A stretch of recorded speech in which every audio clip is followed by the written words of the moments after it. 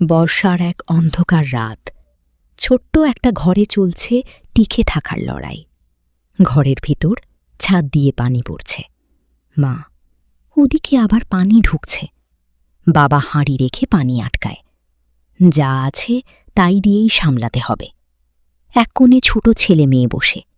শিশু ধীরে বলে, মা, খুব ক্ষুধা লাগছে। মা একটু থেমে মুখে জোর করে হাসি।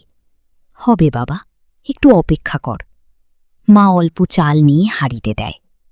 বাবা বাইরে ভিজে কাঠ নিয়ে আসে। বাবা, কাঠ ভিজে গেছে, আগুন ধরছে না। মা চেষ্টা করে, চেষ্টা কর, কিছু একটা হবেই।